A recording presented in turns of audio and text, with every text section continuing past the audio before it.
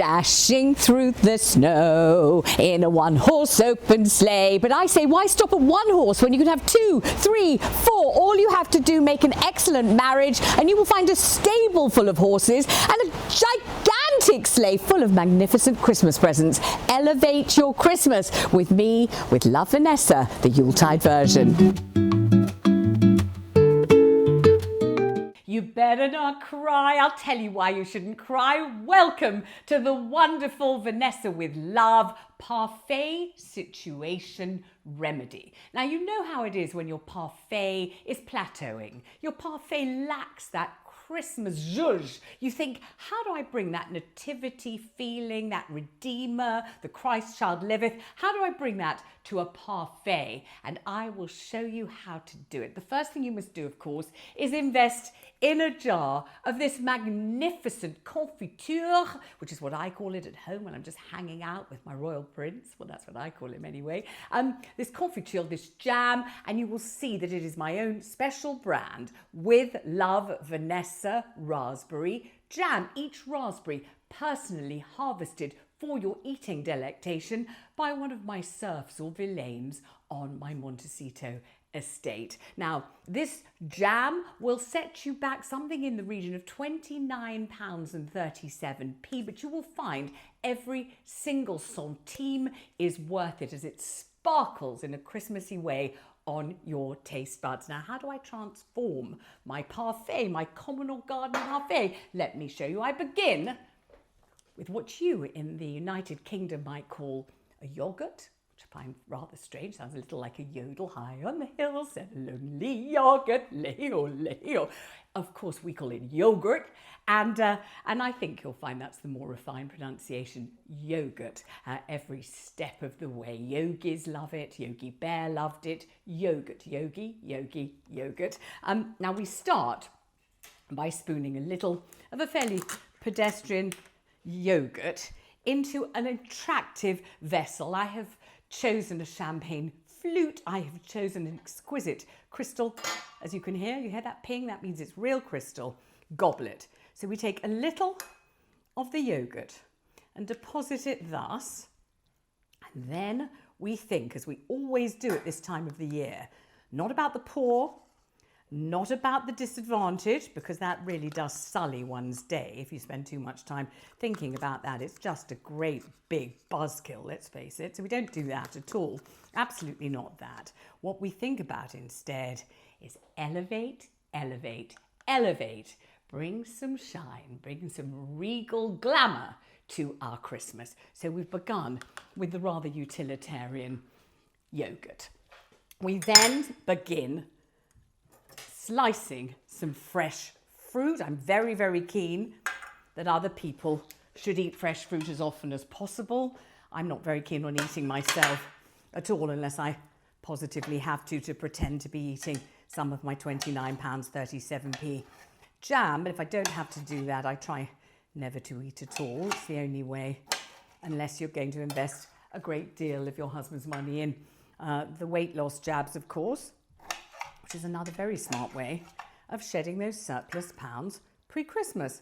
So you slice up, in this case, your Tesco green grapes, obviously harvested for you by that delightful gentleman at the Isle of Tescos. You then take a fig, as in we all want some figgy pudding. Always reminds me of a rather scrotal situation, don't you? I mean, if I take 2 figs, I mean, of different hues, because obviously I'm colourblind, wouldn't you say that's a scrotal thing that you've got going on there? Which means you quite want to, actually. Think your teeth right into it, don't you? But teabagging, who doesn't love it? I learned it in Great Britain, of course. Now you take the bit you've just chewed, cut that off because you don't want to inflict that on anybody else. Obviously, we don't want germs. How good I am at. Carry on. Right, slice your fig. I would always leave the skin on because the better vitamins you'll find reside there. So you have a general agglomeration of sliced fruit here. And then you scatter in an attractive, colourful, vibrant, days of yore style manner couple of grapes here and a few here. You put a couple here and a few here. Then likewise you distribute your slice of scrotum, or fig as we sometimes call it, along there like that. Look at that, that's a pretty thing, isn't it? That's a lovely scrotal sac to delight the heart and utterly, you know, get your libidinous juices flowing pre-Christmas. Eggnog, schmegnog. So you've got that going on. Then it's that glorious moment where you engage the confiture. So it's a good dollop of the raspberry. Give it a good stir and elevate and elevate and turn it into a stratospheric confection rather than a dreary breakfast unguent. Here we go. And then, of course, your Christmas prerequisite, your squirty cream. Does that remind you of the denouement of a successful teabagging session? Well, of course it does, in a marvellous explosive. Look at that, marvellously. Look at, oh yes.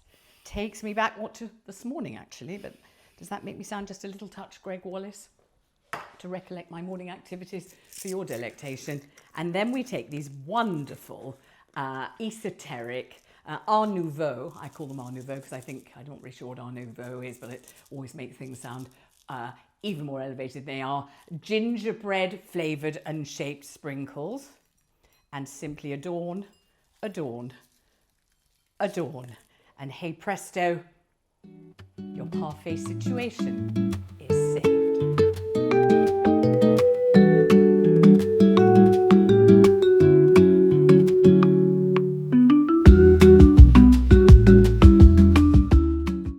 I wish it could be Christmas every day. But of course, trying to work out the perfect elevating gift for that elusive character in your life is always a challenge. So I would like to introduce to you the perfect and the most elegant and the most satisfying, stimulating Christmas gift, the Christmas Pringle. Obviously Kris Kringle named himself after the Pringle. And what do you leave for Kris Kringle on Christmas Eve? You leave him a delicious Pringle, and you leave one for Rudolph and all the other reindeer. Dasher, Dancer, Prancer, Victim. No, not Victim. Is it Victim?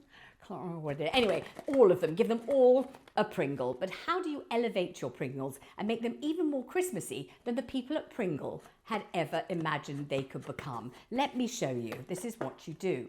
First of all, you take a delightful Christmas bauble and you put it around your Pringle's neck like that, so that Santa is adorned with a gorgeous, glowing, golden Christmas bauble. Then you take a lovely label. In this instance, I cut out a little bit of faux leather to make it look a little bit like a Christmas nut, the sort that you crack with your festive nutcracker, just as you see going on here with lovely old AMW. The clue, Andy Mounty Winsey. That's what he's doing here, helping me out because he's not busy. And on this you write something festive like, let me think, something elevating.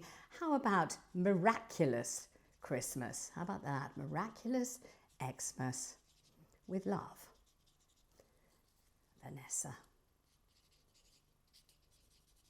And then, of course, you tie it around your Pringle. And now you're looking at something that is unique. It's really a modern objet d'art, I'm sure you will agree. And you secure that snugly and safely around his girth. Some people might say his belly, but I wouldn't think that was a charming or elegant way of putting it. So we secure that thus. So it's looking utterly gorgeous already, don't you think? And then I would add the essential, which is a lovely, this is also courtesy of the Isle of Tescos actually, the express one round the corner from Feltz Towers. I would append that. Actually, I don't think it works. Why doesn't that work? Tescos, that's appalling. I think get one of your retinue to sort this out, because I can't actually put your glasses on might help. Let me just use my glasses to try to do this without rendering the whole thing useless. No, it's not going to work again. Is this a substandard package, I wonder? Actually, I'm quite used to a substandard package, as many of we women are. And obviously the polite thing is not to say so. you always have to say, goodness gracious, that's the largest package I've ever seen. Now, if it doesn't work, I say use a bit of good old-fashioned sellotape and stick the thing on. You know how to do this. We learned it at school. You turn it inside out. You stick it like that to make it sticky on both sides. Stick it to your rosette. There we are. Problem solved. A regal adornment. There it goes. And what else can we add? Always, always incorporate one of your beautiful Sri Lankan cinnamon sticks or two for a sense of abundance. And this is what I would do. I put them here just to give a jaunty extra fillip to this wholly satisfying and always welcome Christmas gift. Hey presto, ladies and gentlemen, your gorgeous Christmas Pringle.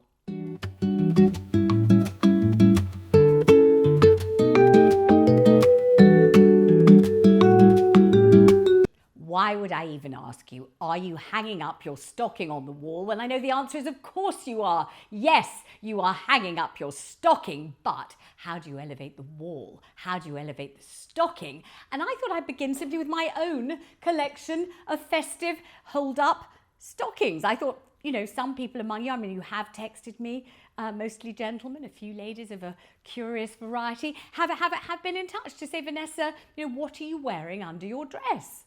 And sometimes I think, you know, gratify and satisfy is my mission in life as I try to elevate everyone's experience. So what am I wearing under my dress? Well, sometimes these lovely hold-ups with a gorgeous, what would you call them, a sort of a French type can-can style pattern and this very pretty pink lace at the top. Sometimes I'm wearing a festive Christmas / Valentine sock. Yes, I am. Sometimes I'm wearing, I always find these are meet with a very enthusiastic reception. So this is a seamed stocking, fishnet of course, but with the added delight and jubilation of a stud here and a stud there. And you'll see that the studs go all the way down the back of the calf, from the thigh to the back of the calf. And I know that some of you will enjoy that tremendously. So that's another of my own personal collection. And in fact, you will be able to buy my used stockings, because I know some of you do have a predilection for that kind of thing, unlaundered, of course, from With Love, Vanessa, the stocking edit. How much for just one stocking? £175.43, and for two, £200 around Salmon. Fragrant, of course they are. Now this is the fauve variety. So we love flora, of course we love a flower, but we love fauna. We love a vicious and savage beast. So these are your leopard print hold up, worn by moi, delightful. And do I have any more to add? Only really this one, and this is, I think, sweetly pretty and really does elevate a stocking situation. This is a fishnet with lace around the top of the hold up, but do you see there, as pretty as a picture, the bows, little black bows going all the way up that path to Heavenshire. Here we are. Now, what do we put in a lady's stocking for Christmas? Well, I would start, of course, with the traditional satsuma. You might want to try a tangerine, something of a citric variety, and simply let that fall all the way down to the foot of the stocking thus. And then I think it's important to elevate your thinking, feeling and contemplation at Christmas time. What does a woman need most? After roasting the turkey, being roasted herself, obviously, feeding and clothing the children, laying the table with a beautiful tablescape, which I will bring you in a further edition of With Love, Vanessa. What does a woman most need? And the answer, I know, will come and spring into your consciousness. Relief. She needs relief. She needs a little bit of me time, a little bit of self-involvement. And to that end, I recommend, it doesn't have to be this particular item, but an item of this ilk, so that she can eat a satsuma and she can enjoy a little bit of quiet relief. And that is my elevated Christmas stocking for your delectation. And I hang it up. I use one of my awards, actually, and I do this like that. And there's my stocking hanging on the wall.